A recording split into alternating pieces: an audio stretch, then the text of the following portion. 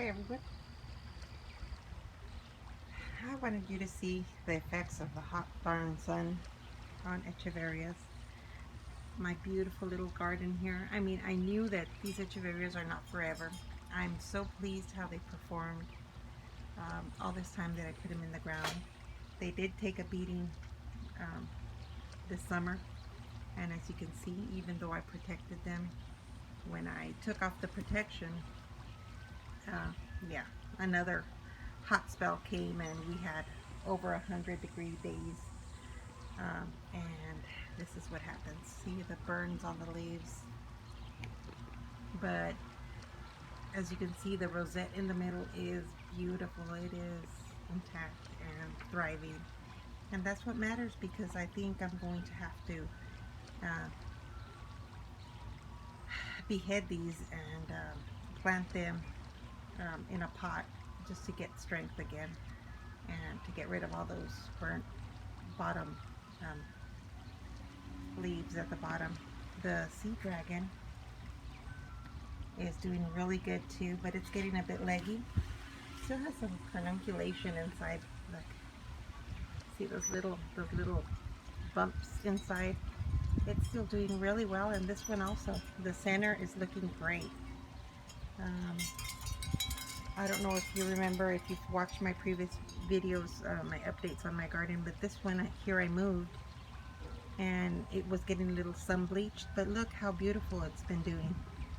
It is just thriving. It's getting strong, and even though it does have a little bit of burns, it is going to do well, I think, in the ground. My little aloe that I planted here has a baby. Let me see if I can get closer here and show you. See that? It's got a baby coming out from the side. So again, that's the great thing about these, you know, you plant them and you will get babies, and they will be doing great. Once they get strong, you can separate them from the mama and have a totally different plant somewhere else.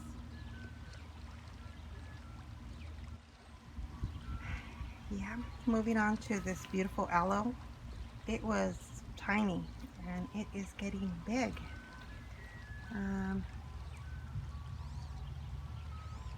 See some type of a black thing in there, bug or something. I'm going to put some cinnamon powder in there and just to deter any critters from nesting in there, but other than that, it's doing beautiful. Look at that. They're all performing beautifully. I mean, even though it's been so darn hot this summer, and I have lost a lot of the more sensitive or delicate, like, see, look at this one. This Echeverias, just, it has some viable babies there that I'm going to try to save, but yeah, it just it's not doing well. I think that's the blue elf one. But the aloes, look at that one. Ah, beautiful, so beautiful. These babies took off, and that's what matters. See the calicoe, the paddle plant, is doing good. It's starting to get its color back, but it is a bit leggy. Oh my gosh, I don't know if you can see the stem on this one. Look at the stem on that. Wow, that is amazing. This one was doing so good, and I see that some of the leaves toasted, my little copper spoons here, but it has grown. And see inside here I have another one of these Echeverias. I'm going to be adding a lot, revamping this whole bed, prepping it after the summer, and I'm going to just go ahead and put hardy plants here that aren't so sensitive to the sun, because I don't really want to deal with this. I might leave a couple of Echeverias that did well here, like that Esmeralda. The sea dragon did good. After you see the Echeverias, this one was, oh, it was humongous. But in the summer, they tend to grow smaller. They shrivel. The leaves shrivel. They're not as full as water because of the heat, and because if you do overwater them, they turn into mush and they die. So it's really, really hard to gauge how much water to put into them. So I suggest just, get a little cup of water, put it there, in there, and that way you don't overwater. It might be underwatering them, but that's way better than overwatering them, because once they start rotting, there's no way to save them, It's you'll probably lose them. Alright everyone, I just wanted to discuss what I'm going to be doing with my bed once this heat is over. I cannot wait, because it just drives me nuts that everything is so leggy, and I have some plants that are not looking optimal. But again, this was a great way to tell what will thrive in this area with the conditions of the sunlight and the heat, and that's gonna be a big help for next year, so that hopefully I can put stuff that will not need so much maintenance, and I won't be so worried that they're going to toast in the heat. So I will be incorporating a little more hardy plants here. Some more, probably bring my cacti from that little bed over there.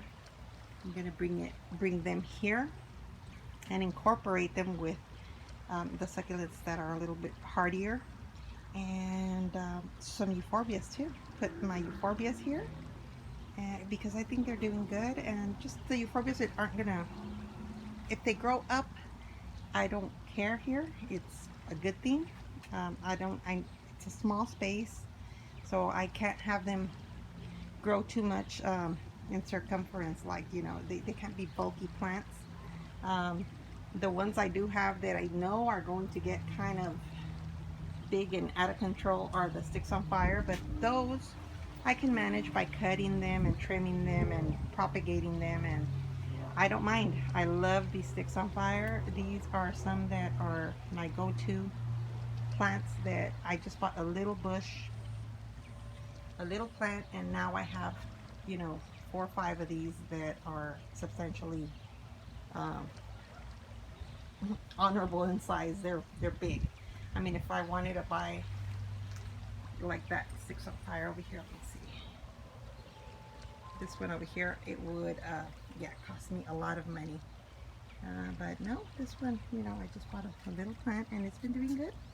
So, all right, everyone, I'll go ahead and I've been wanting to do my top 10 faves, if that's possible, in plants, because my goal is for my garden to have plants that are hardy, that are easy to take care of, but that give you a bang for your buck, and also pleasure, that are beautiful and just enhance your garden without having to fuss too much.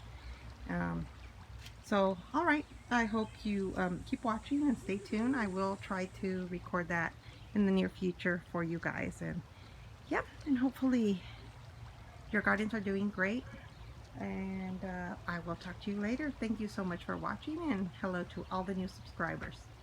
Bye.